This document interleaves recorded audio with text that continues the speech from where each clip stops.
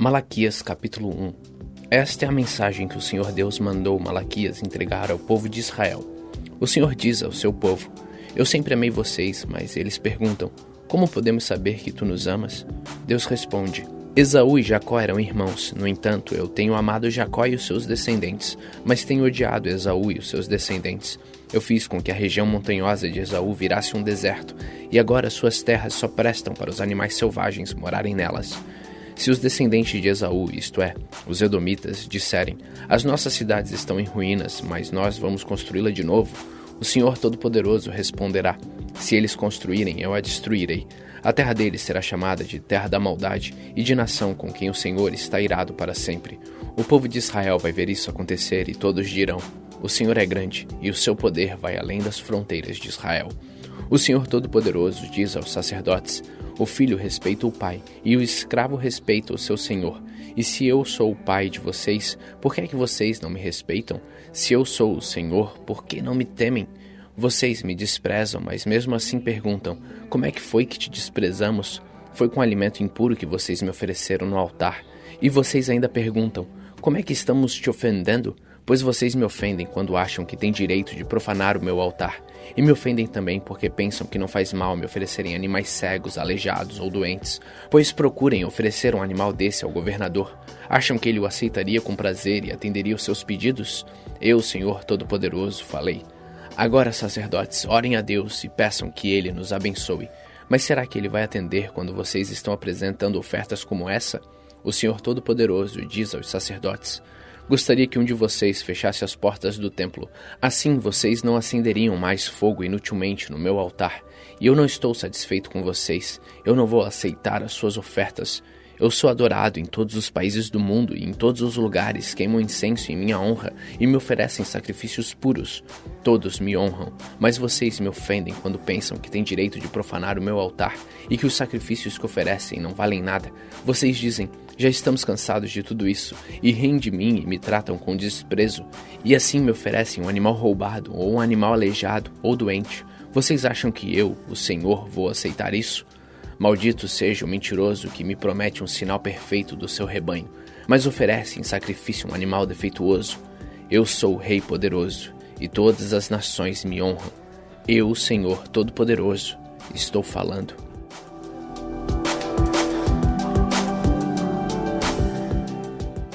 Malaquias capítulo 2. O Senhor Todo-Poderoso diz: Sacerdotes, eu estou falando com vocês. Se não obedecerem ao meu mandamento e se não resolverem me honrar, então eu farei cair sobre vocês uma maldição e amaldiçoarei tudo que vocês recebem pelo trabalho que fazem. Aliás, já os amaldiçoei porque vocês não resolveram me honrar. Vou castigar os seus filhos e esfregar na cara de vocês as fezes dos animais que vocês oferecem em sacrifício. E além disso, vocês serão levados para o lugar onde as fezes são jogadas. Assim vocês saberão que eu estou dando esta ordem, a fim de que a minha aliança com os sacerdotes, os descendentes de Levi, não seja quebrada. Sou eu, o Senhor Todo-Poderoso, quem está falando. Na aliança que fiz com eles, eu lhes prometi vida e paz. Fiz o que tinha prometido para que eles me respeitassem, e de fato eles me respeitaram e temeram. Ensinavam sempre o que era direito e nunca o que era errado. Viviam em paz comigo, faziam o que é certo e ajudaram muitos a deixarem o caminho da maldade. Os sacerdotes devem ensinar a verdade a meu respeito, e todos devem pedir conselhos a eles para saber o que é direito, pois os sacerdotes são mensageiros do Senhor Todo-Poderoso. Mas agora vocês, sacerdotes, estão saindo do caminho certo, e os seus ensinamentos já fizeram muitas pessoas pecarem. Vocês estão quebrando a aliança que fiz com os sacerdotes.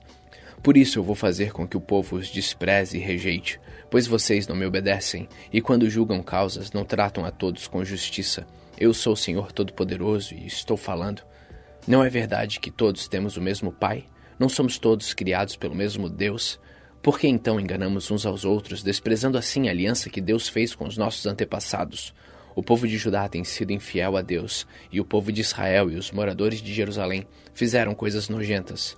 O povo de Judá profanou o templo que o Senhor ama, e os homens casaram com as mulheres que adoram ídolos. Que o Senhor expulse do nosso país as pessoas que fazem isso, sejam quem forem, mesmo que apresentem ofertas ao Senhor Todo-Poderoso. Existe outra coisa que vocês fazem: gemem e choram, cobrindo de lágrimas o altar de Deus, porque já não aceita mais os sacrifícios que vocês oferecem. E cada um de vocês pergunta por quê? É porque Deus sabe que você tem sido infiel à sua esposa, a mulher com quem casou quando era moço. Ela era sua companheira, mas você quebrou a promessa que fez na presença de Deus, de que seria fiel a ela. Não é verdade que Deus criou um único ser, feito de carne e de espírito? E o que é que Deus quer dele? Que tenha filhos e que sejam dedicados a Deus. Portanto, tenham cuidado para que nenhum de vocês seja infiel à sua mulher, pois o Senhor Todo-Poderoso de Israel diz: eu odeio o divórcio, eu odeio o homem que faz uma coisa tão cruel assim. Portanto, tenham cuidado e que ninguém seja infiel à sua mulher. Vocês falam demais e o Senhor está cansado de toda essa conversa, mas vocês ainda perguntam: como é que foi que fizemos com que Deus ficasse cansado? Foi por dizerem assim: o Senhor Deus pensa que os que fazem maldade são bons e, de fato, Deus gosta deles. Ou então vocês perguntam: onde está o Deus justo?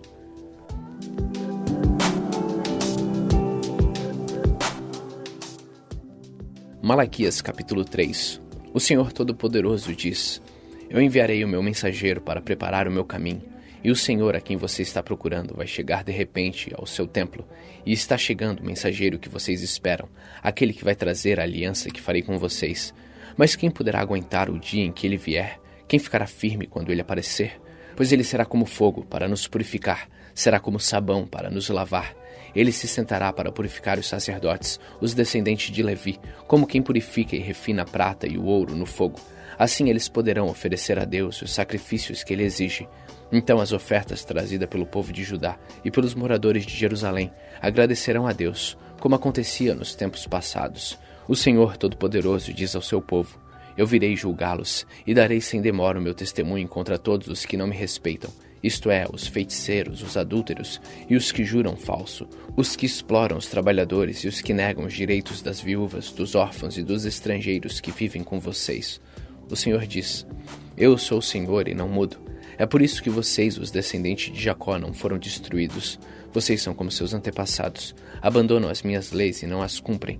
Voltem para mim, e eu voltarei para vocês. Mas vocês perguntam: como é que vamos voltar? Eu pergunto: será que alguém pode roubar a Deus? Mas vocês têm roubado e ainda me perguntam: como é que estamos te roubando? Vocês me roubam nos dízimos e nas ofertas. Todos vocês estão me roubando e por isso eu amaldiçoo a nação toda. Eu, Senhor Todo-Poderoso, ordeno que tragam todos seus dízimos ao depósito do templo, para que haja bastante comida na minha casa. Ponham-me à prova e verão que eu abrirei as janelas do céu e farei cair sobre vocês as mais ricas bênçãos. Não deixarei que os gafanhotos destruam as suas plantações e as suas parreiras darão muitas uvas. Todos os povos dirão que vocês são felizes, pois vocês vivem numa terra boa e rica. Eu, Senhor Todo-Poderoso, estou falando.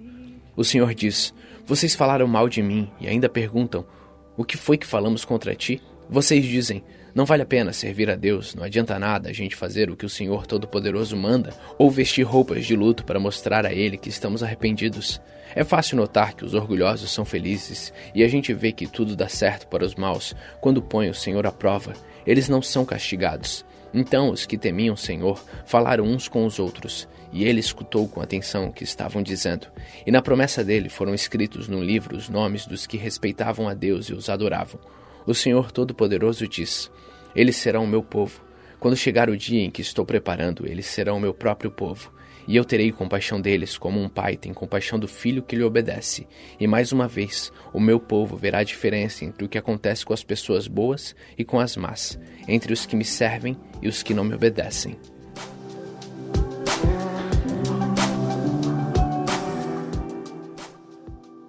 Malaquias capítulo 4. O Senhor Todo-Poderoso diz: está chegando o dia em que todos os orgulhosos e todos os maus serão queimados como a palha queimada na fogueira. Naquele dia, eles queimarão e serão completamente destruídos. Mas para vocês que me temem, a minha salvação brilhará como o sol, trazendo a vida nos seus raios. Vocês saltarão de alegria, como bezerros que saem saltando do curral. Naquele dia que estou preparando, vocês pisarão os maus como se eles fossem o pó da rua. Lembre-se da lei do meu servo Moisés, de todos os mandamentos e ensinamentos que eu dei a ele no Monte Sinai, para todo o povo de Israel obedecer. Mas antes que chegue aquele grande e terrível dia, eu, o Senhor, lhe enviarei o profeta Elias. Ele fará com que os pais e filhos façam as pazes, para que eu não venha castigar o país e destruí-lo completamente.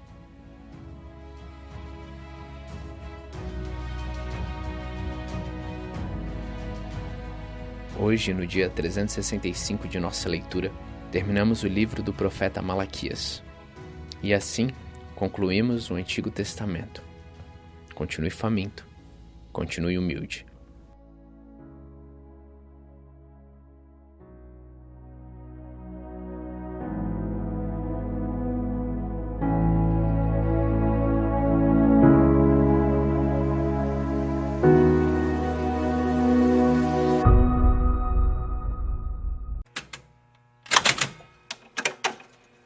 Apocalipse capítulo 21.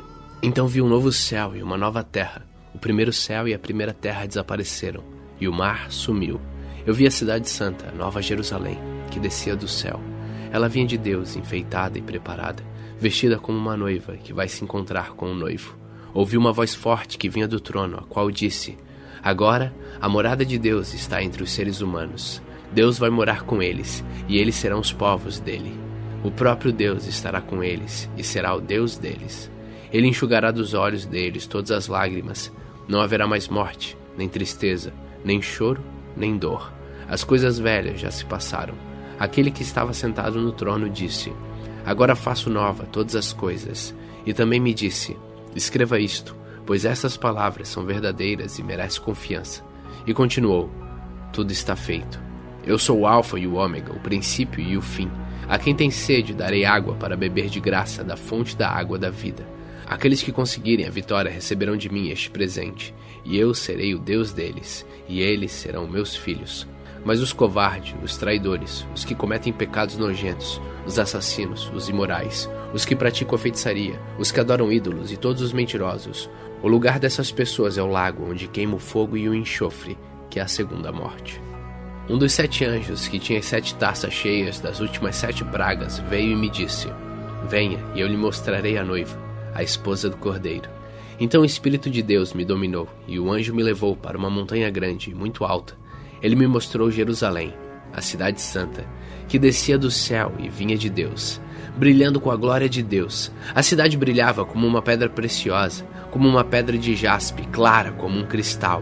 Ela era cercada por uma muralha muito alta e grande, com 12 portões, guardados por 12 anjos. Nos portões estavam escritos os nomes das 12 tribos do povo de Israel. Havia 3 portões de cada lado, 3 ao norte, 3 ao sul, 3 ao leste e 3 ao oeste. A muralha da cidade estava construída sobre 12 rochas, nas quais estavam escritos os nomes dos 12 apóstolos do Cordeiro. O anjo que falou comigo levava consigo uma vara de ouro para medir a cidade, os seus portões e a muralha. A cidade era quadrada, pois o seu comprimento era igual à sua largura.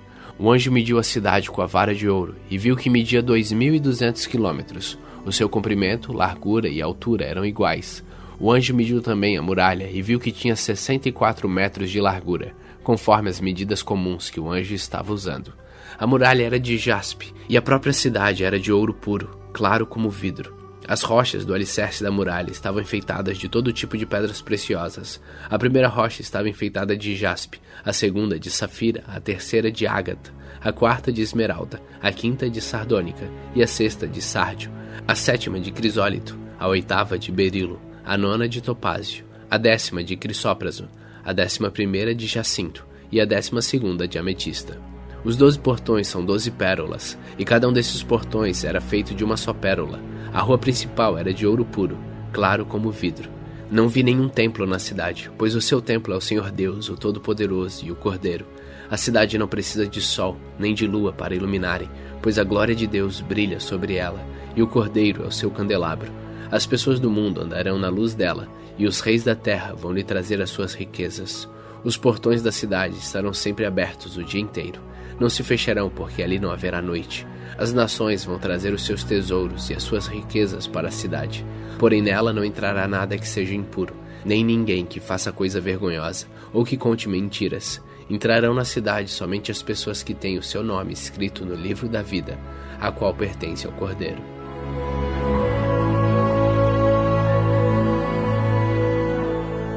Apocalipse capítulo 22. O anjo também me mostrou o rio da água da vida, brilhante como cristal. que sai do trono de Deus e do Cordeiro, e que passa no meio da rua principal da cidade. Em cada lado do rio está a árvore da vida, que dá 12 frutas por ano, isto é, uma por mês. E as suas folhas servem para curar as nações. E não haverá na cidade nada que esteja debaixo da maldição de Deus. O trono de Deus e do Cordeiro estará na cidade, e os seus servos o adorarão. Verão seu rosto, e na testa terão escrito o nome de Deus. Ali não haverá mais noite, e não precisarão nem da luz de candelabros, nem da luz do sol, pois o Senhor Deus brilhará sobre eles, e reinarão para todo sempre. Então o anjo me disse: essas palavras são verdadeiras e merecem confiança. O Senhor Deus, que dá o seu Espírito aos profetas, enviou seu anjo para mostrar aos seus servos as coisas que precisam acontecer logo. Escutem, diz Jesus, eu venho logo. Felizes os que obedecem às palavras proféticas deste livro. Eu, João, ouvi e vi todas essas coisas, e quando acabei de ouvir e ver, caí de joelhos aos pés do anjo que me mostrou essas coisas, e ia adorá-lo. Mas ele me disse: não faça isso, pois eu sou servo de Deus, assim como são você e os seus irmãos, os profetas, e todas as pessoas que obedecem às palavras deste livro. Adore a Deus. E o anjo continuou: não faça segredo das palavras proféticas deste livro, pois o tempo de acontecerem essas coisas está perto. Quem é mau, que continue a fazer o mal. Quem é imundo, que continue a ser imundo. Quem é bom, que continue a fazer o bem. Quem é dedicado a Deus, que continue a ser dedicado a Deus. Escutem, diz Jesus, eu venho logo. Vou trazer comigo as minhas recompensas para dá-las a cada um de acordo com o que tem feito. Eu sou o Alfa e o Ômega, o primeiro e o último, o princípio e o fim. Felizes as pessoas que lavam suas roupas, pois assim terão direito de comer da fruta da árvore da vida e de entrar na cidade pelos seus portões. Mas fora da cidade estão os que cometem pecados nojentos, os feiticeiros, os imorais, os assassinos, os que adoram ídolos, os que gostam de mentir por palavras e ações. Eu, Jesus, enviei o meu anjo para anunciar essas coisas a vocês nas igrejas. Eu sou o famoso descendente do rei Davi, sou a brilhante estrela da manhã. O Espírito e a noiva dizem: venha. Aquele que ouve isso, diga também: venha. E aquele que tem sede, venha. E quem quiser, receba de graça da água da vida. Eu, João, aviso solenemente aos que ouvem as palavras proféticas deste livro. Se alguma pessoa acrescentar a ela alguma coisa, Deus acrescentará ao castigo dela as pragas descritas neste livro. E se alguma pessoa tirar alguma coisa das palavras proféticas deste livro, Deus tirará dela as bênçãos descritas neste livro, isto é, a sua parte da fruta da árvore da vida, e também a sua parte da cidade santa. Aquele que dá testemunho de tudo isso diz: certamente venho logo. Amém. Maranata, ora vem, Senhor Jesus. E que a graça do Senhor Jesus esteja com todos.